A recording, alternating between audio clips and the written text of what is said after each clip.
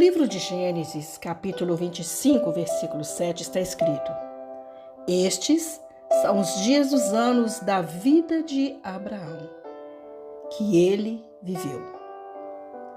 É interessante notar que este versículo menciona os dias de Abraão, que em hebraico é a palavra Yamim, mas depois declara o número de anos, que seriam Shanim, ou seja, os anos que ele viveu.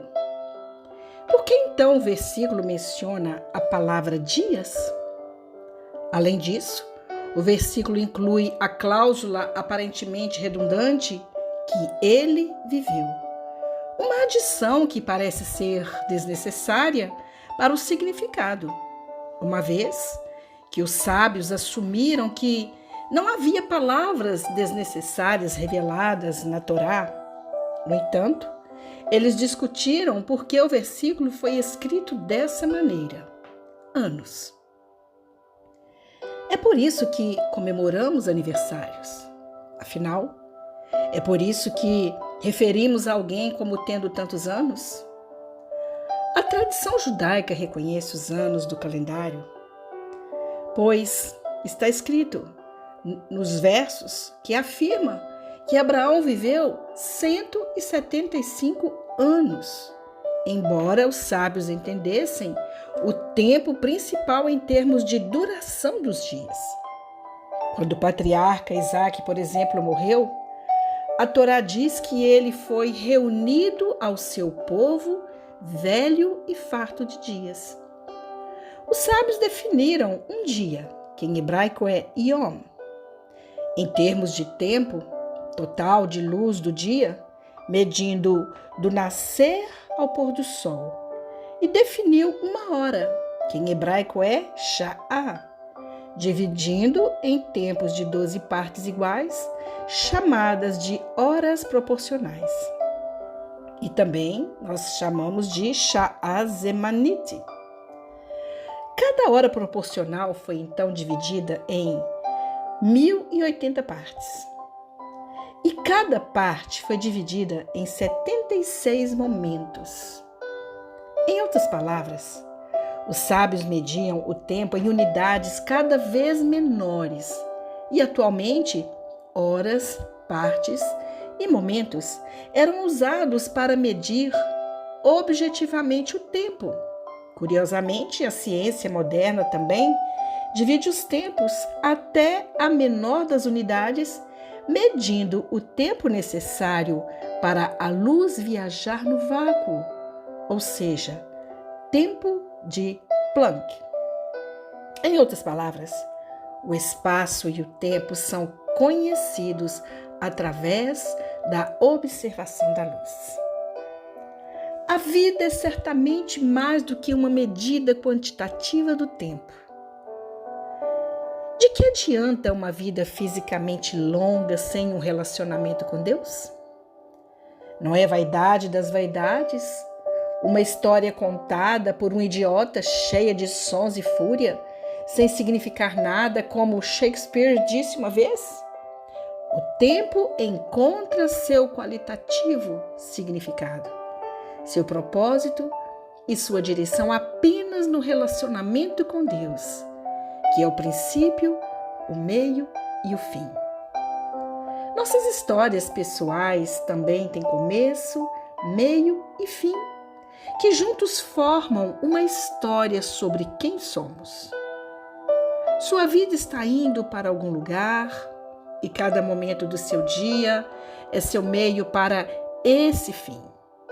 Cada momento leva inexoravelmente ao próximo e juntos esses momentos formam horas, dias e os dias dos anos.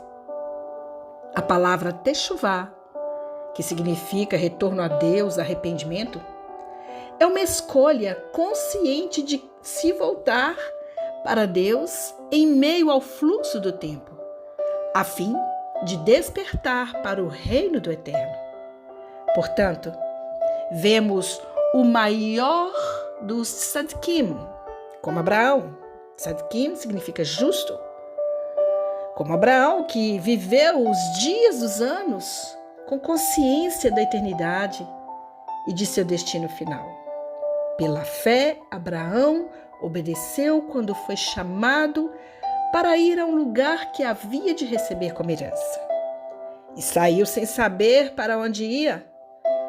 Pela fé foi habitar na terra da promessa, como em terra alheia, morando em tendas com Isaque e Jacó, herdeiros com ele da mesma promessa, para a cidade que tem fundamentos, da qual o arquiteto e construtor é Deus. A fé afirma que, subjacente à aparência superficial do tempo fugaz, está uma realidade mais profunda que é real e permanente. Ele vê o que é invisível e entende, ou seja, aceita que a forma atual deste mundo está passando, como tantos segundos marcaram um relógio. O tempo neste mundo é linear, com começo e fim no mundo vindouro. O tempo é um presente de Deus para nós, assim como um teste. Conta-se a história de como um homem uma vez espiou o Vilna Gaon sentado à mesa à noite, chorando por causa de um pequeno pedaço de papel que havia tirado do bolso. Após enxugar as lágrimas, o Gaon se levantou e saiu da sala, deixando o papel sobre a mesa. O homem que supervisionou isso foi olhar o pedaço de papel e viu apenas 7 pontos marcados nele, nada mais.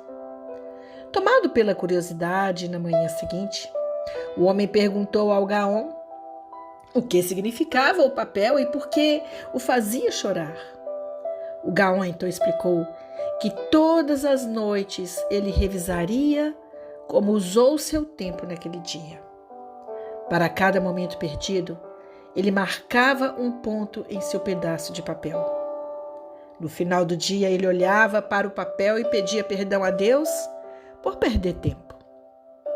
O ponto principal da história é que o tempo é um presente precioso e como escolhemos viver cada momento, faz uma diferença eterna em nossas vidas.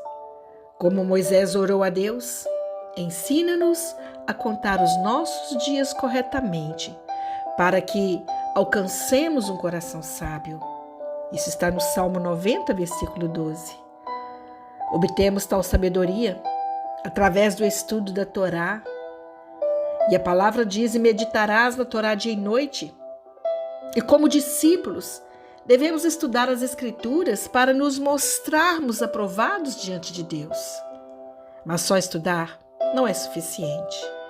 Devemos praticar a verdade e exercê-la em nossa vida diária. Apenas cuide e guarde sua alma diligentemente. Não se desvie de seu coração todos os dias de sua vida.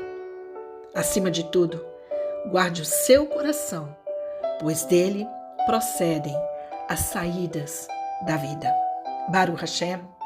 Querido Deus, nós te louvamos por cada momento da nossa vida, por cada instante que passamos na tua presença. Como é precioso, Senhor, estar contigo.